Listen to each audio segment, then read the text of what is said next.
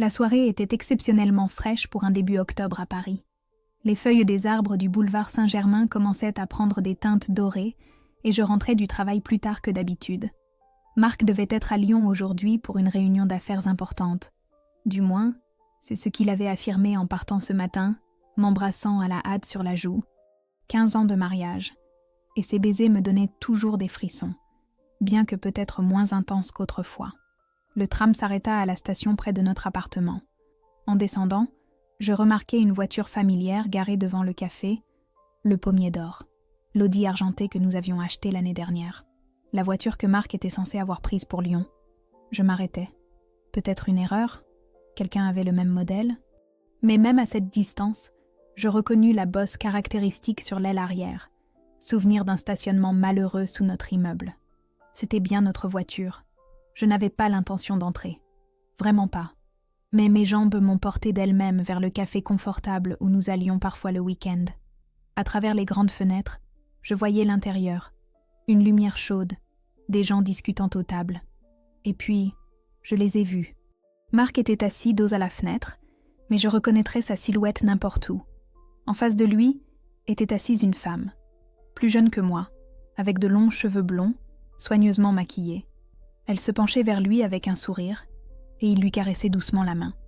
Je voyais ses doigts jouer tendrement avec ses bagues, exactement comme il le faisait avec les miennes. Je ne suis pas entrée. Je suis restée plantée sur le trottoir, sentant le froid de l'automne parisien pénétrer mon manteau. Les gens me dépassaient, certains me jetant un regard curieux, mais je ne pouvais pas bouger. J'avais l'esprit totalement vide. Finalement, j'ai fait demi-tour et je suis rentrée chez moi. Chaque pas était comme dans un brouillard.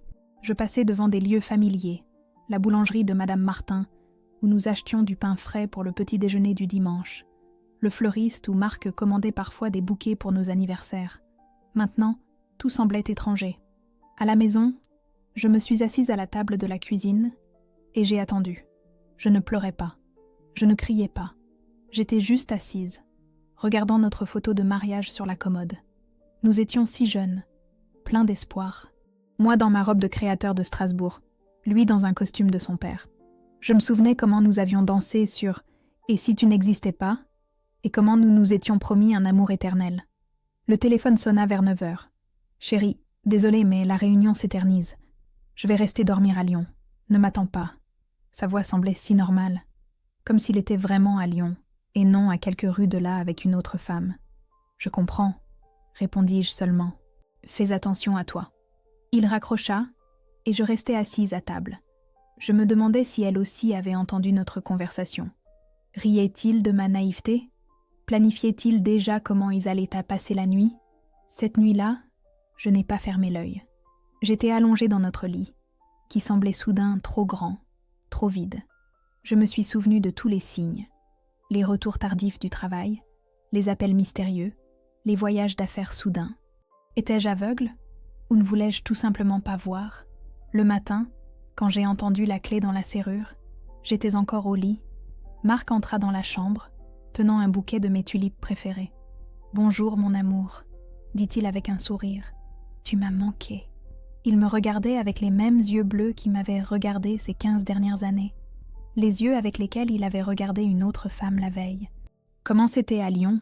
demandai-je, me forçant à sourire. « Fatigant, mais productif. » répondit-il en s'asseyant sur le bord du lit. « Je te raconterai tout au petit déjeuner. » J'acceptai les fleurs, je le remerciai, je le laissai même m'embrasser sur le front.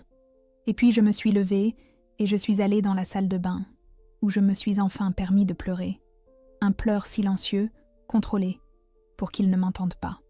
Car à cet instant, j'avais pris une décision. Il ne saurait pas que je savais. Pas tout de suite. D'abord, je devais découvrir qui était cette femme, depuis combien de temps cela durait, et ce que j'avais exactement perdu. En regardant mon visage en larmes dans le miroir, j'ai vu quelqu'un que je ne reconnaissais pas. Une femme trahie, trompée, humiliée. Mais j'ai aussi vu autre chose, de la détermination. Car même si Marc avait brisé mon cœur, je ne le laisserai pas me briser entièrement. Avec cette pensée, je me suis lavé le visage. Je me suis maquillée soigneusement et je suis sortie prendre le petit déjeuner avec l'homme qui n'était plus l'amour de ma vie, mais un étranger sous mon toit. Le lendemain, je suis allée travailler comme si de rien n'était. Mon bureau dans le centre de Paris, non loin de la tour Montparnasse, avait toujours été mon havre de paix. En tant que comptable en chef dans une société d'architecture, j'avais mon propre coin avec vue sur le panorama de la ville. D'habitude, j'aimais regarder les gratte-ciel et penser que quelque part là-bas, dans l'un de ces bâtiments, Marc travaillait aussi sur ses projets. Maintenant, cette vue ne faisait que me rappeler ses mensonges. « Hélène, tout va bien ?» demanda Sophie, mon assistante, en posant une tasse de thé fumant sur mon bureau. Elle savait toujours quand quelque chose me tracassait. « Oui, j'ai juste mal dormi », répondis-je en essayant de sourire. Je n'étais pas prête à dire la vérité, comme si le dire à voix haute allait le rendre plus réel. Je me suis plongée dans le travail, saisissant des chiffres dans le système, vérifiant des factures, préparant des rapports financiers. Les chiffres étaient toujours prévisibles, honnêtes. Ils ne mentaient pas, ne trahissaient pas. Mais même dans cette routine sécurisante, je sentais mes pensées revenir constamment à cette blonde du café, à son sourire, à la main de Marc sur la sienne. À l'heure du déjeuner, au lieu de rejoindre mes collègues comme d'habitude, je suis restée à mon bureau et j'ai ouvert les réseaux sociaux de Marc. Je n'avais jamais ressenti le besoin de le surveiller auparavant. Nous nous faisions confiance. Du moins, c'est ce que je pensais. Sur son profil Facebook, il y avait toujours notre photo commune de vacances à La Rochelle l'été dernier. Nous avions l'air heureux, bronzés, amoureux. J'ai fait défiler la liste de ses amis, cherchant quelqu'un qui pourrait être cette femme du café. Mais il y en avait trop, et la plupart n'avaient un des pas de photos de profil. Après le travail, au lieu de rentrer directement chez moi, je suis allée au café Le Pommier d'Or. Je me suis assise à une table dans un coin. J'ai commandé un thé et j'ai attendu. Je ne savais pas quoi au juste. Peut-être que j'espérais les y retrouver, obtenir une confirmation que ce que j'avais vu était réel, et non le fruit de mon imagination. « Madame Durand, ravie de vous voir !» me salua le serveur, un jeune étudiant qui nous connaissait, Marc et moi, de nos visites du week-end. « Monsieur n'est pas avec vous aujourd'hui ?»« Non, il a beaucoup de travail, » répondis-je, sentant un pincement au cœur. « Dis-moi, tu étais de service hier ?» Le garçon hocha la tête en posant la tasse devant moi.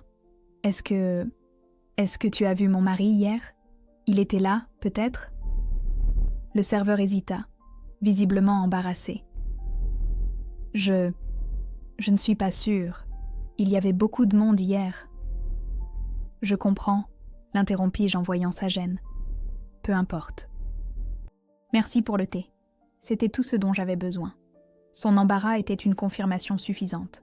Marc était là, avec elle, et visiblement ce n'était pas la première fois. Sur le chemin du retour, je me suis arrêtée chez notre caviste préféré. J'ai acheté une bouteille de Merlot rouge, le vin que nous avions bu pour notre premier anniversaire de mariage. Peut-être que l'alcool m'aiderait à survivre à cette soirée de faux-semblants. Dans l'appartement, j'ai préparé le dîner. Des spaghettis bolognaises, le plat préféré de Marc. J'ai mis la table, allumé des bougies, mis la radio en sourdine. Une soirée comme tant d'autres dans notre mariage, sauf que cette fois, tout était faux. Quand Marc est rentré, ses yeux se sont écarquillés à la vue du dîner préparé. « Qu'est-ce qu'on fête ?» demanda-t-il en m'embrassant sur la joue. Rien de spécial. J'avais juste envie d'une belle soirée avec mon mari. Il sourit, mais je remarquais une ombre d'inquiétude dans ses yeux. Se demandait-il si je savais quelque chose? Planifiait-il comment s'éclipser plus tard pour la rejoindre? Pendant le dîner, nous avons parlé de banalité, de son projet, de mes clients, du film que nous voulions voir le week-end. Nous jouions nos rôles à la perfection. Un couple aimant après 15 ans de vie commune. Et moi, je l'observais attentivement, cherchant des traces de cette autre personne qu'il était visiblement quand il ne me regardait pas dans les yeux. Après le dîner, alors que nous faisions la vaisselle, son téléphone sonna. Il regarda l'écran et dit qu'il devait répondre. C'était important pour le travail. Il sortit sur le balcon, fermant la porte derrière lui. Je le voyais à travers la vitre, gesticulant, souriant, disant quelque chose avec enthousiasme. Il n'avait pas l'air de quelqu'un ayant une conversation d'affaires sérieuse. Cette nuit-là, alors que nous étions couchés dans le lit, dos à dos, je luttais contre l'envie de le confronter. Je voulais crier, pleurer, l'accuser, mais quelque chose me retenait, peut-être la fierté, ou peut-être la peur d'entendre la vérité à voix haute. Au lieu de cela, je fis semblant de dormir, écoutant Marc envoyer des messages, pensant que je ne voyais pas la lumière de son téléphone se refléter sur le mur. Le lendemain matin, j'ai décidé de prendre un jour de congé. Je n'en ai pas parlé à Marc. Je lui ai dit que j'avais une réunion importante à l'extérieur. Je l'ai regardé quitter la maison, m'embrasser pour me dire au revoir et promettre qu'il serait rentré pour le dîner. Je me demandais si c'était un autre mensonge. Dès que la porte s'est fermée derrière lui, je suis passée à l'action. J'ai fouillé son bureau, ses armoires, même les poches de ses vestes. Je cherchais n'importe quoi. Une carte de visite, une note, une facture, qui pourrait me dire qui était cette femme. Finalement, dans la poche de son manteau, j'ai trouvé un reçu du restaurant La Dolce Vita datant de 2 semaines. Un restaurant où il n'était prétendument jamais allé. Au dos, écrit d'une main féminine, il y avait un numéro de téléphone et un nom, Caroline. Je me suis assise par terre dans notre chambre, tenant ce petit bout de papier qui était la preuve de sa trahison. Caroline. Elle avait un nom. Elle était réelle. Et elle était apparemment assez importante pour que Marc risque notre mariage pour elle. Le reçu à la main, je suis allée à l'ordinateur. J'ai tapé le numéro dans un moteur de recherche, mais sans résultat. J'ai alors essayé de chercher Caroline parmi les amis de Marc sur Facebook. Il y en avait plusieurs, mais une a particulièrement attiré mon attention. Une jeune femme aux longs cheveux blonds, travaillant comme architecte d'intérieur. Son profil était partiellement privé, mais je pouvais voir quelques photos, dont une au restaurant La Dolce Vita le même jour que le reçu. C'était elle, la femme qui avait ruiné mon mariage. La femme pour qui Marc était prêt à mentir, tricher, trahir. J'étais assise devant l'écran, fixant son visage souriant, sentant quelque chose de sombre et de lourd grandir dans mon cœur, un mélange de douleur, de colère et d'autres choses que je ne pouvais nommer. J'ai fermé l'ordinateur et pris une profonde inspiration. Maintenant, j'avais un nom, j'avais un visage. Je savais qui était mon ennemi. Et même si je ne savais pas encore ce que j'allais faire de cette information, je sentais que le premier pas était fait. Il est difficile de décrire ce que j'ai ressenti les jours suivants. C'était comme être en équilibre au bord d'un précipice. D'un côté, la routine de la vie quotidienne. De l'autre, l'abîme de la connaissance qui pouvait détruire tout ce que nous avions construit en 15 ans. Je suis allée travailler, j'ai préparé les dîners, j'ai parlé à mes amis au téléphone, tout comme d'habitude. Et en même temps, je menais une vie parallèle de détective dans mon propre mariage. Caroline Mercier, 28 ans, 10 de moins que moi. Architecte d'intérieur dans une entreprise qui collaborait souvent avec le bureau d'architecture de Marc. Elle venait de Strasbourg, mais vivait à Paris depuis 5 ans. Elle aimait le jazz, la cuisine italienne et les voyages dans les pays chauds. J'ai appris tout cela sur ses profils de réseaux sociaux, que j'observais maintenant avec une fascination morbide. « Madame Hélène, on finit plus tôt aujourd'hui ?» demanda Nathalie, la femme de ménage qui venait chez nous 2 fois par semaine. J'avais toujours aimé sa présence. Elle remplissait la maison de conversations, de potins du quartier, d'histoires sur ses petits-enfants. Mais maintenant, sa présence me semblait intrusive, comme si elle pouvait voir ma douleur, mon humiliation. « Oui, je dois partir plus tôt, » mentis-je, bien que je n'ai aucun projet. Je voulais juste être seule. Quand elle est partie, je me suis assise à la table de la cuisine avec mon ordinateur portable et un verre de vin. Il n'était que tôt dans l'après-midi, mais j'avais besoin de quelque chose pour atténuer la douleur. J'ai ouvert la boîte mail de Marc. Je connaissais son mot de passe, même si je n'avais jamais ressenti le besoin de l'utiliser. Maintenant, je parcourais sa boîte de réception, cherchant des traces de correspondance avec Caroline. Je n'ai pas eu à chercher longtemps. Dans le dossier « Projet en cours », j'ai trouvé des dizaines de messages échangés entre eux au cours des derniers mois. Au début, c'était des emails professionnels concernant un projet commun, un hôtel à Chamonix. Puis, peu à peu, le ton changeait, devenait plus personnel, des blagues apparaissaient, des émoticônes, et enfin, des plans de rencontres en dehors du travail. J'ai hâte d'être à demain. Ce restaurant dont je t'ai parlé a les meilleurs fruits de mer de la ville. C. Je sens encore ton parfum sur mon pull. Tu me manques. M. Je lisais ces messages comme un roman, une histoire fascinante et en même temps terrifiante sur l'homme que je pensais connaître et qui s'avérait être un étranger. À chaque message lu, je sentais mon cœur durcir et ma détermination grandir. J'ai appris par les emails que leur liaison durait depuis 3 mois Elle avait commencé lors d'un séminaire d'entreprise à Fontainebleau, exactement le même week-end où je rendais visite à ma mère malade à Rouen. L'idée qu'ils avaient planifié cela pendant que je m'inquiétais pour la santé de ma mère m'a donné la nausée. Après quelques heures à éplucher leur correspondance, j'avais une image complète. Ils se voyaient 2 ou 3 fois par semaine, généralement sous prétexte de réunions d'affaires. Marc lui parlait de nos problèmes, des problèmes dont j'ignorais l'existence. Il affirmait que notre mariage n'était qu'une façade, qu'il ne ressentait plus pour moi ce qu'il ressentait autrefois. Il écrivait qu'il prévoyait de partir, qu'il attendait juste le bon moment. J'ai fermé l'ordinateur portable, ressentant un calme étrange. Je savais tout ce que je voulais savoir. Maintenant, je devais décider quoi faire de cette information. La solution la plus simple aurait été la confrontation. Lui montrer les impressions des emails, exiger des explications, pleurer, crier, peut-être jeter quelque chose contre le mur. Ce serait dramatique, purificateur et totalement improductif. Car qu'est-ce que cela donnerait ? Il s'excuserait, peut-être me supplierait de lui pardonner, ou peut-être partirait-il simplement la rejoindre. Dans tous les cas, c'est moi qui resterai avec la douleur, avec l'étiquette de la femme trahie, abandonnée. Non, je devais être plus intelligente, plus froide, plus stratégique. J'ai ouvert la bouteille de vin et je me suis assise avec une feuille de papier. J'ai commencé à noter les faits, comme si j'analysais un dossier compliqué au travail. 1. Marc et Caroline ont une liaison depuis 3 mois. 2. Ils prévoient de me quitter, mais attend le bon moment. 3. Ils travaillent ensemble sur un projet important d'hôtel à Chamonix qui doit être terminé dans 1 mois. 4. La semaine prochaine, ils doivent partir ensemble en déplacement à Chamonix. Dernière réunion avec l'investisseur avant la finalisation du projet. 5. D'après leurs emails, ce doit être aussi leur week-end romantique, après lequel Marc prévoit de me parler de divorce. J'avais donc 1 semaine. 1 semaine pour décider à quoi je voulais que ma vie ressemble, après que mon mariage se soit officiellement effondré. Je devais d'abord me sécuriser financièrement. Bien que je tienne la comptabilité d'une entreprise, je ne m'étais jamais vraiment intéressée à nos finances communes.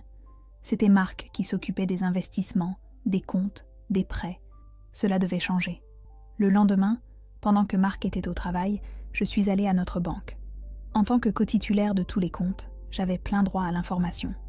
J'ai demandé les relevés des 6 derniers mois et des informations détaillées sur nos placements, investissements et crédits. « Votre mari est-il au courant de votre visite ?»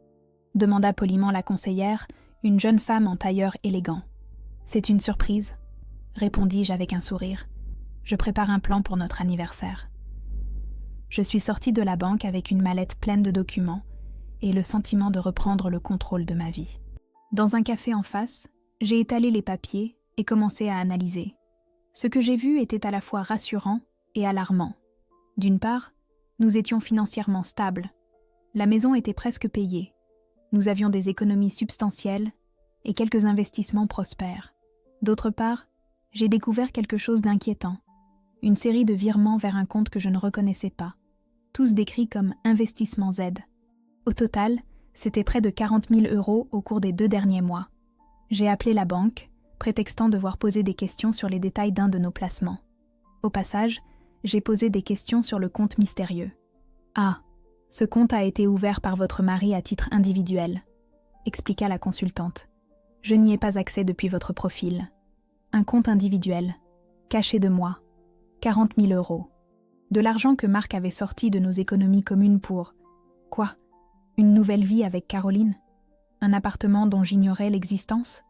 Après être sortie de la banque, j'ai appelé mon amie Thérèse, avocate spécialisée dans les affaires de divorce. « On peut se voir ?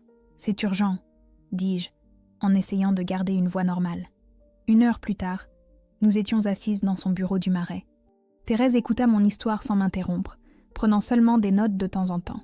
« Hélène, je suis désolée d'entendre ça, » dit-elle enfin. « Mais tu as bien fait de venir. Nous devons agir vite, avant qu'il ne commence à cacher davantage de biens. » Pendant les 2 heures suivantes, Thérèse m'expliqua mes droits, les scénarios de divorce possibles et la stratégie que je devais adopter. Il ne s'agissait pas de vengeance, il s'agissait de justice, de sécuriser mon avenir, après 15 ans consacrés à ce mariage. Je suis sortie de son bureau avec un plan d'action concret et le sentiment que peut-être, juste peut-être, je sortirai de tout cela plus forte. Le soir, quand Marc est rentré à la maison, je l'ai accueilli avec un sourire. J'ai préparé son dîner préféré, ouvert du vin, demandé comment s'était passée sa journée. Je jouais le rôle de l'épouse aimante à la perfection, et il ne se doutait de rien. Quand il a mentionné son voyage d'affaires à Chamonix la semaine prochaine, j'ai hoché la tête avec compréhension. « Tu vas me manquer, mais je comprends que c'est un projet important, » dis-je en lui servant plus de vin. « Peut-être que tu pourrais me rapporter quelque chose de là-bas ? Tu sais comme j'aime le reblochon. » Il parut surpris de mon calme, peut-être même un peu déçu de mon manque de protestation. Il ne savait pas que derrière mon sourire se cachait un plan qui commencerait à se réaliser dès qu'il partirait à Chamonix avec sa maîtresse. Lundi, le jour du départ de Marc pour Chamonix. Je me suis réveillée plus tôt que d'habitude et je l'ai regardé faire sa valise. J'observais chacun de ses mouvements. Comment il pliait soigneusement ses chemises, comment il mettait dans sa trousse de toilette un nouveau flacon de parfum qu'il n'avait jamais utilisé auparavant. Il se préparait pour ce voyage différemment de tous les précédents, avec plus de soin, plus d'excitation, pour elle. « Tu es sûr que tu t'en sortiras sans moi pendant ces quelques jours ?» demanda-t-il en fermant sa valise. Sa voix semblait normale, mais il évitait mon regard. Le mensonge flottait entre nous comme une fumée invisible. « Bien sûr, » répondis-je en lui tendant une tasse de café. « Ne t'inquiète pas pour moi. Concentre-toi sur le projet. » Il m'embrassa à la hâte sur la joue, promit d'appeler et partit. Quand la porte se referma derrière lui, je relâchai l'air que je ne savais pas retenir. Maintenant, je pouvais commencer. La première étape consistait à sécuriser nos actifs communs. Suivant le conseil de Thérèse, j'ai viré la moitié des économies de notre compte joint vers mon compte personnel, auquel Marc ne pouvait pas toucher. Ce qu'il faisait n'était pas juste, sortir de l'argent dans mon dos, donc je devais me protéger. Il ne s'agissait pas de vengeance, mais de justice. Ensuite, j'ai appelé ma sœur Manon, qui vit à Bordeaux. « Tu ne croiras jamais ce qui se passe. » Commençai-je quand elle décrocha. Je lui ai tout raconté, la femme du café, les emails, le compte mystérieux et le divorce prévu. « Ce salaud !» s'exclama Manon, toujours plus impulsive que moi. « Viens chez moi, tu ne devrais pas être seule maintenant. »« Merci, mais j'ai un plan, » répondis-je, reconnaissante de son soutien. « J'ai juste besoin que tu saches ce qui se passe. Et peut-être que tu gardes quelques affaires que je vais t'envoyer. » Après la conversation, j'ai emballé les documents les plus importants. L'acte de mariage, les titres de propriété de notre appartement, les polices d'assurance, les relevés bancaires, les copies de nos déclarations de revenus des dernières années. J'ai aussi ajouté quelques objets de valeur, des bijoux de ma grand-mère qui avaient une valeur sentimentale pour moi, et un disque dur externe avec des photos de famille. J'ai tout envoyé par coursier à Manon. Ensuite, je suis allée au bureau. En tant que comptable en chef de la société d'architecture, j'avais accès aux informations sur tous les projets, y compris l'hôtel de Chamonix. Contrairement à ce que Marc disait à la maison, le projet était déjà pratiquement terminé. Tous les documents étaient signés, les dernières factures payées. Il n'y avait pas besoin de rencontre en personne avec l'investisseur. Ce déplacement n'était qu'un prétexte. Du bureau, j'ai appelé notre ami commun, Thomas, qui travaillait dans la même entreprise que Marc. « Thomas, j'ai une question, » commençai-je prudemment. « Sais-tu quelque chose sur le projet à Chamonix ? Marc y est allé aujourd'hui, et j'ai oublié de lui demander quand il rentre exactement. »« À Chamonix ?» s'étonna Thomas. « Je n'ai pas entendu dire que quelqu'un allait à Chamonix. Ce projet est déjà bouclé. Marc a pris quelques jours de congé, pour autant que je sache. Donc même au travail, il mentait. Ce n'était pas un déplacement professionnel. C'était de simples vacances qu'il avait prises pour passer du temps avec Caroline. « Merci Thomas. J'ai du mal comprendre, » répondis-je légèrement, bien que je sente le sang battre à mes tempes. Après le travail, je ne suis pas rentrée directement chez moi. Je suis allée dans un petit café des Batignolles, où personne ne me connaissait. J'avais besoin d'un endroit calme pour réfléchir aux prochaines étapes. Je sentais la colère monter en moi, non pas chaude, explosive, mais froide, calculatrice. Cette colère était bonne, elle me donnait la force dont j'avais besoin. Devant un café, j'ai ouvert mon ordinateur portable et j'ai écrit un email à Thérèse, mon amie avocate. Tout est prêt, documents sécurisés, argent viré. Quand est-ce que je le confronte ? Et devrais-je même le faire ? Sa réponse est arrivée 1 heure plus tard. Ne te presse pas de le confronter. Laisse-le revenir de son voyage. Observe-le. Rassemble plus de preuves si tu peux. N'oublie pas que l'effet de surprise est de ton côté. Il ne sait pas que tu sais. Elle avait raison. Agir dans la précipitation est le fait de ceux qui n'ont pas le contrôle. J'avais repris le contrôle, et je n'avais pas l'intention de le perdre par une action impulsive. Je suis rentrée dans l'appartement vide et, pour la première fois depuis des jours, j'ai ressenti un soulagement que Marc ne soit pas là. Je n'avais pas besoin de faire semblant. Je n'avais pas besoin de sourire. Je n'avais pas besoin de jouer ce jeu épuisant des apparences. Je pouvais simplement être moi-même, une femme trahie, mais qui n'avait pas l'intention d'être une victime.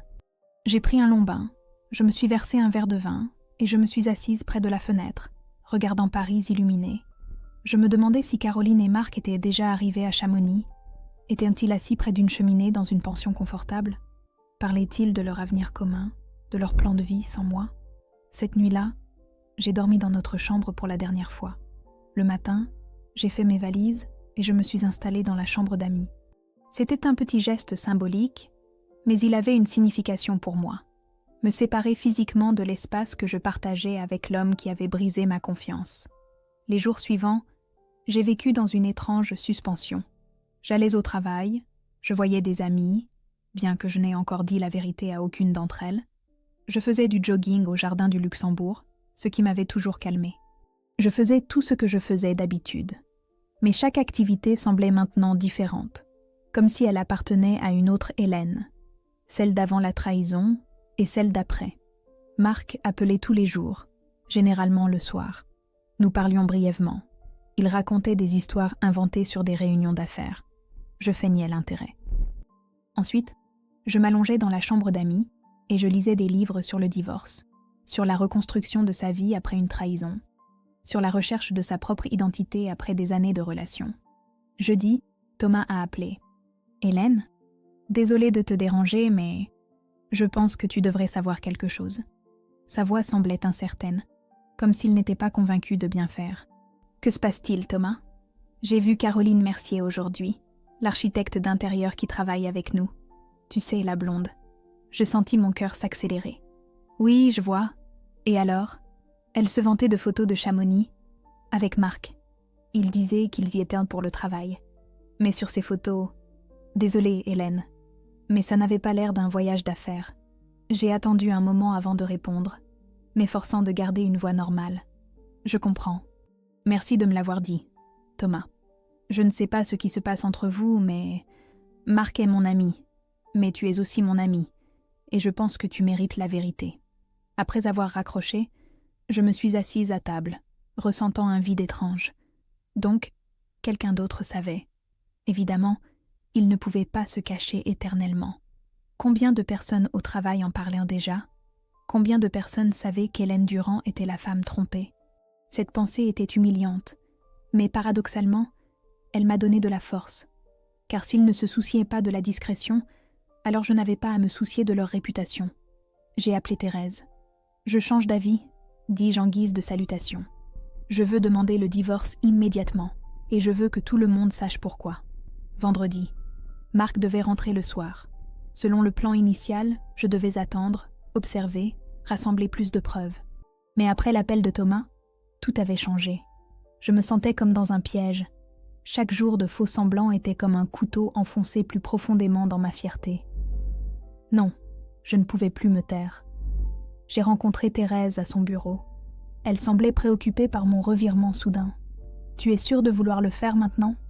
demanda-t-elle en examinant les documents qu'elle avait préparés. « La confrontation peut être difficile, Hélène. Et elle n'apporte pas toujours le soulagement qu'on attend. »« J'en suis sûre, » répondis-je fermement. Je ne veux plus un seul dîner ensemble, plus une seule nuit sous le même toit. Je veux qu'il sache que je sais, et je veux qu'il disparaisse de ma vie. Thérèse soupira, mais hocha la tête avec compréhension. Dans ce cas, j'ai tout préparé. Nous pouvons déposer la demande lundi. Ce soir, quand tu lui parleras, souviens-toi, le calme est ta force. Ne crie pas, ne pleure pas, ne supplie pas. Présente les faits, dis ce que tu veux et ne te laisse pas entraîner dans des discussions. Il essaiera tout. Nier, te rejeter la faute, te culpabiliser, supplier ton pardon. Sois prête. » Après avoir quitté le bureau de Thérèse, je suis allée directement chez le fleuriste. J'ai acheté un bouquet de lys blanc, les mêmes que j'avais dans mon bouquet de mariée, il y a 15 ans. Un geste symbolique pour me rappeler que, quoi qu'il arrive ce soir, j'avais été heureuse et amoureuse. Et je le serai à nouveau. Peut-être pas aujourd'hui, peut-être pas demain, mais un jour. À la maison, j'ai tout préparé. J'ai disposé des bougies, ouvert du vin, mis la table pour deux. Pas par romantisme, au contraire. Je voulais que ce dernier dîner soit comme un écho étrange et surréaliste de toutes ces soirées que nous avions partagées au fil des ans. Une clôture théâtrale de notre mariage. Je me suis habillée avec soin. Une simple robe noire, des bijoux minimalistes, un maquillage délicat. Je voulais qu'il se souvienne de moi ainsi. Élégante, calme, forte. Pas comme une épouse éplorée et suppliante, mais comme une femme qui sait ce qu'elle veut. À 6 heures, j'ai entendu la clé dans la serrure.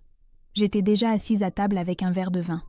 Marc entra dans l'appartement, visiblement surpris par l'atmosphère qu'il y trouva. « Quelle est l'occasion » demanda-t-il en m'embrassant sur la joue. Je n'ai pas tressailli, bien que son contact me semble maintenant étranger. « J'ai pensé que nous méritions un bon dîner » répondis-je calmement. « Nous devons parler. » Ces 3 mots ont toujours suscité l'inquiétude, et ce fut encore le cas cette fois-ci. Je vis une ombre d'incertitude apparaître sur son visage. Ses yeux s'échappaient un instant sur le côté. Il s'assit en face de moi, acceptant le verre de vin que je lui tendais. « Comment s'est passé le voyage ?» demandai-je en le regardant droit dans les yeux. « Bien, productif. L'investisseur est content du projet, tout se passe comme prévu. » Le mensonge lui vint si facilement, comme s'il récitait une formule apprise. Je pris une profonde inspiration. « Et comment va Caroline ?» demandai-je du même ton calme. Son visage se figea. Pendant un instant, il sembla vouloir dire quelque chose, mais aucun mot ne sortit de sa bouche. « Tu ne réponds pas ?» continuai-je. « Alors, disons-le autrement. Combien de temps comptes-tu me mentir ? 1 semaine ? 1 mois ? Jusqu'à ce que tu trouves le bon moment pour me dire que tu veux divorcer ?» Il reposa son verre avec une telle force que le vin se renversa sur la nappe blanche, une tache rouge s'étalant comme du sang. « Hélène, ce n'est pas ça, » commença-t-il. « Non, » l'interrompis-je, toujours de cette même voix calme. « Donc tu ne vois pas Caroline Mercier depuis 3 mois ? Vous n'étiez pas ensemble à Chamonix ces derniers jours ? Tu ne prévoyais pas de me quitter après la fin du projet ?» À chaque question, son visage devenait de plus en plus pâle. Finalement, il baissa les yeux. « Comment sais-tu » demanda-t-il doucement. « Cela n'a pas d'importance. Ce qui compte, c'est ce que tu as fait. Tu m'as trahi, tu m'as menti pendant des mois, tu as planifié une nouvelle vie dans mon dos, et tu n'as même pas eu le courage de me dire la vérité. » Il se leva brusquement, faisant grincer la chaise de manière désagréable. Il commença à faire les 100 pas dans la pièce, passant la main dans ses cheveux, un geste qu'il faisait toujours quand il était nerveux. « Ça ne devait pas se passer comme ça, » dit-il enfin. « Je ne voulais pas te blesser. » Je souris amèrement. « Ah oui ? Et comment comptais-tu t'y prendre ? Il y a un moyen indolore de dire à sa femme qu'on la quitte pour une femme plus jeune. Il ne s'agit pas de son âge, » s'exclama-t-il, comme si c'était le reproche le plus important. « Il s'est passé quelque chose entre nous, quelque chose de vrai. J'ai essayé de lutter contre ce sentiment, mais... » « Épargne-moi les détails, » l'interrompis-je. « Votre grand amour ne m'intéresse pas. Une seule chose m'intéresse. À quelle vitesse peux-tu déménager ?» Cela le surprit. Il s'attendait probablement à des larmes, des cris, des supplications. Il ne s'attendait pas à cette approche froide et pratique. « Déménager ? Mais où irais-je ? Ce n'est plus mon problème. Peut-être chez Caroline. Après tout, vous êtes en couple, non ?» Je me suis levée de table et je suis allée vers le meuble d'où j'ai sorti une liasse de documents. Ceci est la demande de divorce. Je la dépose lundi. Je veux que d'ici là, tu aies pris tes affaires et rendu tes clés. L'appartement me revient. Après tout, ce sont mes parents qui nous ont aidés avec l'apport. Marc se tenait là, bouche bée, visiblement non préparé à une telle tournure des événements. Son plan supposait probablement que ce serait lui qui contrôlerait la situation, que ce serait lui qui dicterait les conditions de la séparation. Maintenant, ce contrôle lui était retiré. « Tu ne peux pas simplement... » commença-t-il. « Je peux, » l'interrompis-je fermement. « Et c'est exactement ce que je fais. Je ne veux plus te voir dans cette maison. Je ne veux plus prétendre que tout va bien. Et je ne veux plus écouter tes mensonges un jour de plus. » Pendant un moment, il eut l'air de vouloir se disputer, mais quelque chose dans mon regard a dû le retenir. Au lieu de cela, il s'assit lourdement sur le canapé, cachant son visage dans ses mains. « Je n'ai jamais voulu que ça se passe comme ça, » dit-il doucement. « Je t'aimais vraiment, Hélène. »« Tu m'aimais, » répétai-je. « Au passé. Et c'est la seule chose vraie que tu aies dite aujourd'hui. » Je ne pleurais pas. Je ne criais pas. Je ressentais juste un étrange engourdissement, comme si j'observais une scène de film, et non ma propre vie qui s'effondrait. « Et nos amis? Notre famille? Qu'est-ce qu'on va leur dire ?» demanda-t-il après un long silence. « La vérité, » répondis-je simplement, « que tu m'as trahi avec une femme plus jeune et que nous avons décidé de nous séparer. Rien de plus, rien de moins. » Il me regarda avec un mélange de colère et de peur. « Tu veux me détruire? C'est comme ça que tu te venges ?» Je secouai la tête. « Tu te détruis tout seul, Marc. Je n'ai juste pas l'intention de te protéger des conséquences de tes choix. » Cette nuit-là, Marc a dormi sur le canapé. Je l'entendais sortir plusieurs fois sur le balcon pour parler au téléphone, sans doute avec elle. Je me demandais s'il lui racontait notre confrontation, s'il planifiait déjà leur emménagement. Étrangement, je ne ressentais pas de jalousie.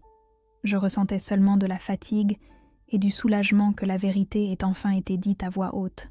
Le matin, nous n'avons presque pas parlé. Marc faisait ses valises, et j'étais assise à la table de la cuisine, buvant du café et regardant les offres de location d'appartements. Car même si j'avais légalement le droit de rester dans notre appartement, je ne le voulais pas. Trop de souvenirs, trop de sa présence dans chaque coin. « Je reviendrai chercher le reste de mes affaires la semaine prochaine, » dit-il, déjà dans l'embrasure de la porte avec ses valises. « Je te laisserai les clés. » Je hochai la tête, sans détacher les yeux de l'écran de l'ordinateur. « Hélène, » commença-t-il, comme s'il voulait dire quelque chose de plus. Mais finalement, il soupira lourdement et sortit, fermant la porte derrière lui. Ce n'est qu'à ce moment-là que je me suis permis de pleurer. Non pas de chagrin pour lui, mais de chagrin pour cette Hélène qui avait cru un jour à l'amour pour la vie. Pour cette fille naïve en robe blanche qui avait juré jusqu'à ce que la mort nous sépare, et y croyait vraiment. Ses larmes étaient un adieu, non pas à Marc, mais au passé, aux rêves qui n'allaient plus se réaliser. Je les ai laissés couler, sachant que chaque larme purifie, que chaque larme me rapproche de la nouvelle Hélène, qui commençait à peine à s'éveiller. 3 mois plus tard, je me suis réveillée dans un appartement qui sentait encore la peinture fraîche. Un petit 2 pièces, à Montmartre, loin de notre ancienne vie dans le 15e.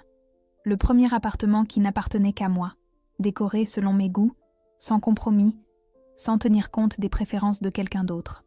Des murs clairs, des tissus doux, beaucoup de fleurs. Et le silence, un silence bienheureux, qui n'était pas perturbé par l'attente du retour de quelqu'un, par le bruit de pas dans l'entrée. Le divorce s'est déroulé avec une rapidité surprenante. Marc ne s'est pas battu pour l'appartement, ni pour nos biens communs, peut-être par culpabilité, ou peut-être voulait-il simplement en finir. Nous avons vendu l'ancien appartement, partagé l'argent, et chacun est parti de son côté. J'ai entendu dire qu'il avait emménagé avec Caroline, dans son appartement à Belleville. Parfois, en passant par là en tram, je me surprenais à les chercher des yeux dans la rue, mais je ne les ai jamais rencontrés. « Tu es sûre de vouloir y aller seule ?» demanda Manon au téléphone. Elle était venue de Bordeaux pour le week-end, pour m'aider avec les derniers cartons à déballer. « Je peux venir avec toi, tu sais. »« Je sais, » répondis-je en mettant du rouge à lèvres devant le miroir. « Mais je dois le faire seule. C'est mon adieu au passé. » Ce soir-là avait lieu l'inauguration de l'hôtel à Paris, le même sur lequel Marc et Caroline avaient travaillé ensemble quand leur liaison avait commencé. J'avais reçu une invitation en tant que comptable en chef de la société d'architecture partenaire du projet. Je savais qu'ils y seraient aussi. Il ne pouvait pas manquer un événement professionnel aussi important. Pendant longtemps, je me suis demandé si je devais y aller. Étais-je prête à leur faire face, dans un lieu public, parmi des amis communs et des collègues de travail? Mais finalement, j'ai décidé que je devais le faire. Non pas par vengeance, non pas pour leur montrer que je souffrais, mais pour ma propre force, pour me prouver que je pouvais les voir et rester entière, non brisée. L'hôtel était situé dans un immeuble rénové près de la rue du Faubourg Saint-Honoré. En entrant dans le hall élégant, Je ressentis un calme étrange. Assez de temps avait passé pour que la douleur initiale s'estompe en un léger bruit de fond, comme une mélodie lointaine qu'on entend à peine.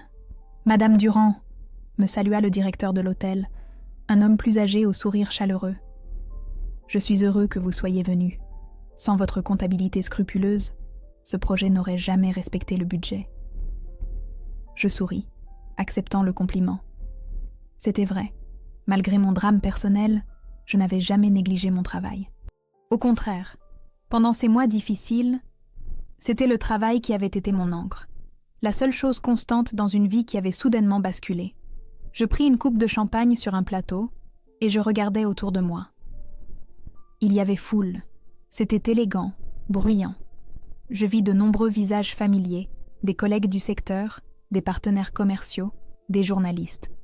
Et puis je les ai vus. Ils se tenaient dans un coin de la salle, discutant avec un investisseur. Marc en costume graphite, elle en robe rouge, la main nonchalamment posée sur son épaule. Il ressemblait à un couple de couvertures de magazine, beau, sur deux, rayonnant. Pendant un instant, j'ai ressenti un pincement, non pas de jalousie, plutôt de nostalgie pour une époque plus simple, où je croyais que l'amour était éternel. Mais ce sentiment passa rapidement, remplacé par autre chose, la curiosité. Sont-ils heureux ?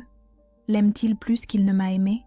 Se demande-t-elle parfois si la même chose lui arrivera un jour ? « Hélène » entendis-je une voix derrière moi. C'était Thomas, l'ami de Marc, celui qui m'avait prévenu pour les photos de Chamonix. « Tu es superbe. Comment tu tiens le coup ?»« De mieux en mieux, » répondis-je sincèrement. « Merci pour cet appel, Thomas. Ça a beaucoup compté pour moi. » Il hocha la tête avec compréhension. Ce n'était pas facile. Marc est mon ami, mais ce qu'il a fait, je n'approuve pas. Nous avons parlé un moment du travail, des projets, de ses enfants. La normalité de cette conversation était apaisante, comme si le monde ne s'était pas arrêté quand mon mariage s'est effondré. « Tu les as vus ?» demanda-t-il enfin, regardant discrètement en direction de Marc et Caroline. « Oui », répondis-je calmement. Difficile de ne pas les remarquer. « Tu veux partir d'ici ? Je peux te raccompagner. » Je secouai la tête. « Non, je reste. C'est une soirée importante pour l'entreprise. » Et puis, j'hésitais, cherchant les mots justes. Je dois apprendre à vivre dans un monde où ils existent ensemble. Thomas me regarda avec admiration. « Tu es plus forte que je ne le pensais. »« Pas toujours, » souris-je légèrement. « Mais j'y travaille. » Après son départ, je restai seule, observant la salle. Je vis que Marc m'avait remarqué. Ses yeux s'écarquillèrent un instant lorsque nos regards se croisèrent à travers la foule. Il dit quelque chose à Caroline, qui regarda aussi dans ma direction. Je m'attendais à ce qu'il m'évite, mais à ma grande surprise, ils commencèrent à marcher vers moi. « Hélène » me salua Marc froidement, alors qu'il se tenait devant moi. « Je ne savais pas que tu viendrais. Je travaille sur le projet, » répondis-je calmement. « Bien sûr que je suis là. » Un silence gêné s'installa. Caroline se tenait à côté de lui, visiblement embarrassée. De près, elle avait l'air plus jeune que sur les photos, presque comme une fille déguisée en vêtements d'adulte.